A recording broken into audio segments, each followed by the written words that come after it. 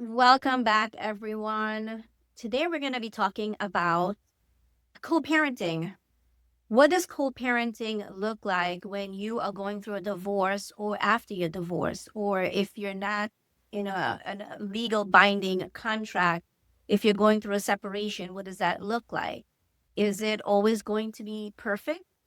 Or are there going to be a lot of ups and downs and chaoses? What does the emotions look like for you as the parent and for your mom? As a mom or for your children, what does those emotions look like? What do they feel like? How do you cope with it? So if you watch my other video with going through a divorce and finding peace and freedom after, I encourage you to definitely take a look at it and give me some feedback. And you're always welcome to book a free strategy call if you are going through something and trying to navigate this new world of divorce. Today, we're going to be talking about navigating co-parenting and what does that look like.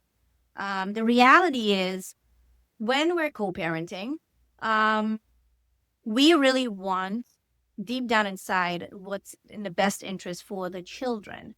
But the reality is there's so many mixed emotions and sometimes anger lingering and unanswered questions that us as adults and parents tend to really forget the real reasoning as to the co-parenting, and we still get fixated and focused because of the lingering hope and pain that we have from this broken relationship, from the separation, from the divorce. And so, in a situation like that, I would encourage you to definitely get yourself enrolled in some form of therapy, some type of coaching, to get yourself some type of help, because you want to make sure that your feelings and your hurt and your pain, yes, they're validated, right? We're not saying they're not validated, but you want to make sure that you are able to be the best version of yourself. And you want to be able to be the best version for your children, right? Our kids did not ask to be put in a situation where their parents are going through a separation or divorce. And so, with that, we as the parent, whoever is the primary parent that has the children, we have to deal with all these emotions. We have to make sure that our stuff is together. We are together mentally, physically, emotionally, spiritually. And we also have to take on the roles of being mommy and daddy. Now, granted, that is not how a family unit should be. We should be a nuclear family unit where there is a mommy and there is a daddy, in order to come together and and actually fulfill the parenting position that we're given. Right, man and woman take care of their children, but if you're a single parent, the reality is it's not like that.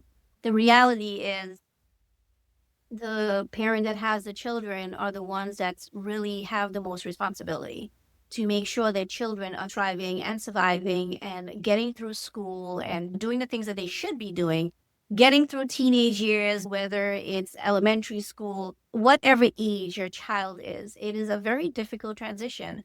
And so, us as individuals, adults going through this is a very difficult transition. So, we can only imagine what these children are going through, what they're feeling, what their biggest fears are, their concerns. And you all want to make sure that that's a safe space for your child to share.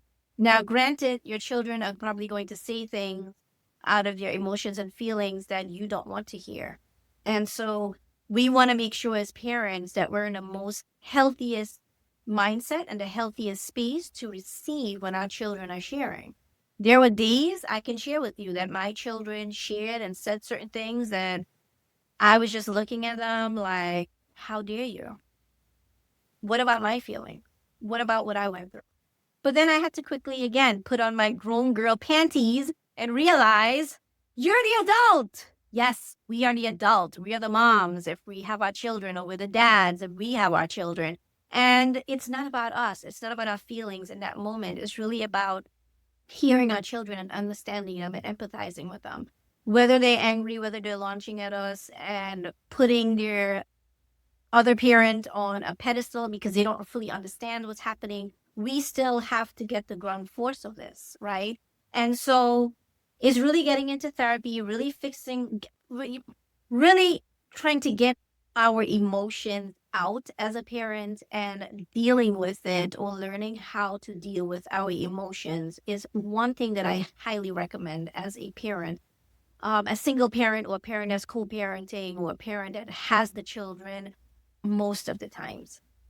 Um, Once you can get through that and you get through the help that you need, you're going to find that the version of yourself is a much more peaceful, laid back person, and your children are going to notice it. Your ex may notice it. And so it's also a healthier place for you to be in.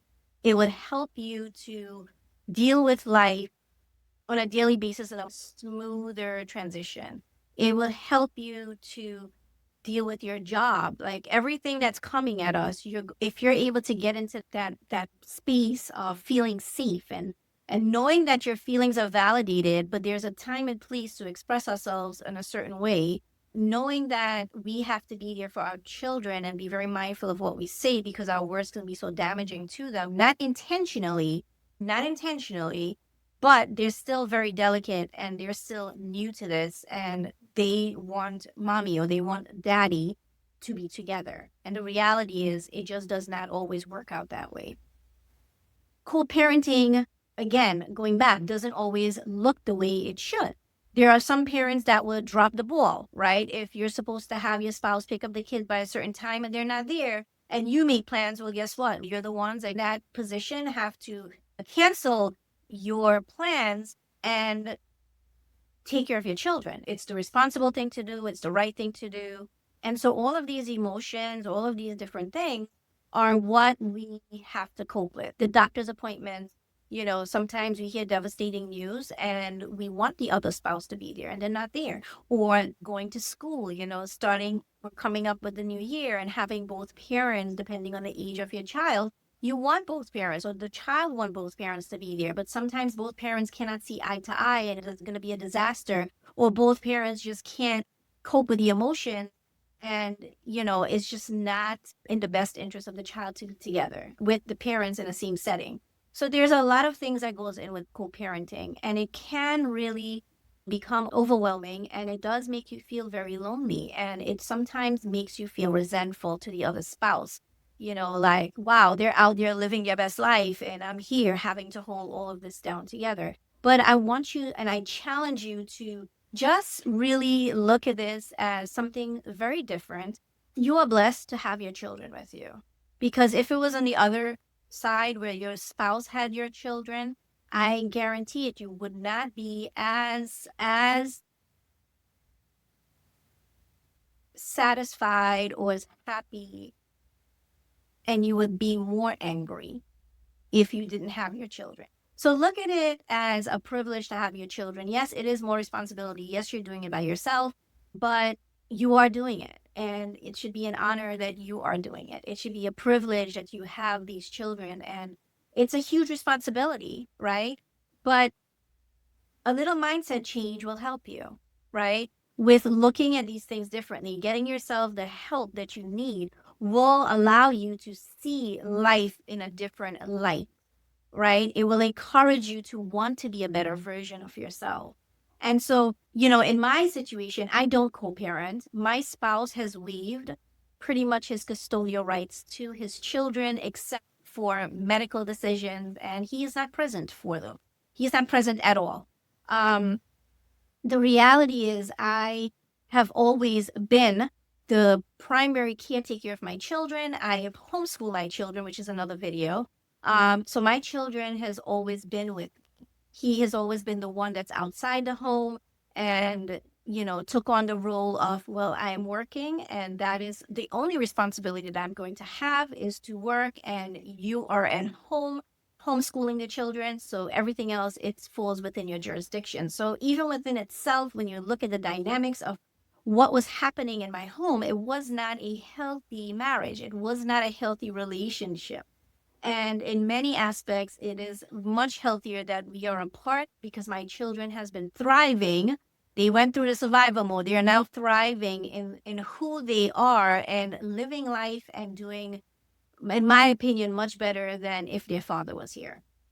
So I say this, that there are days where you're going to feel overwhelmed, but I can tell you the light is at the end of the tunnel and you will see it, because as you grow, as you heal, as your children grow, and you're able to maintain this form of homeostasis within your life and within your home, and boundaries and respect, you're going to see that you're going to be able to move forward and do life together with your children in a much healthier version, a much healthier way than you are doing when you are not in a healthy mindset or when you were in your marriage. So I hope you found this relatable. I hope that you get that it is important to take care of yourself. That self care can be getting yourself into therapy. It is important to be the best version of yourself. And I know when you're going through these trials, it is very difficult to see the best version of yourself. It's difficult to see what's happening in the next 5 minutes. Okay, that's the reality of it. But I put this on you to think about. I challenge you to think about this. The only way anything is going to change is if you make that personal commitment to make those changes with yourself and for your children.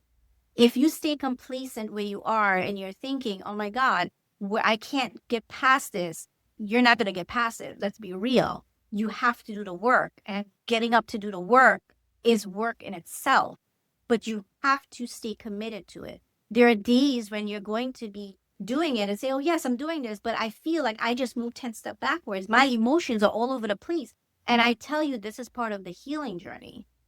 So I encourage you to continue. I encourage you to think about what I'm saying, really resonate with what I'm saying. If you're in this situation where you're co-parenting and you feel stuck, co-parenting is not easy, but it can become easier if the two adults come together and make that personal decision to during co-parenting together for your children. When you look at co-parenting, look at it as you don't want your children to go through this. God forbid if they have to go through this. You want to provide your children with the right skills to go through this. If one day that they are stuck in this position, you want to create healthier emotions and teach your children healthier emotions and how they can deal with their emotions, right? So it's an extension of ourselves, of being a better version of ourselves as a woman, as a man, if you're in a situation of a divorce or you're the main parent, co-parenting, and healthier emotions for your children. Because if your children are able to see that their parents are able to have conversations and not bite each other's head off, they're going to be in a better space. They're also going to feel safer. And that's the key, is making sure our children feel safe. Is it easy? No. That's why I recommend you find therapy. You find ways to help yourself to get out of whatever you're feeling. But in order for you to even get to therapy or even think about that, you have to make a personal commitment to yourself to make that mindset shift. No one else can do that for you but you. I encourage you also to download my free 10-day do-it-yourself guide.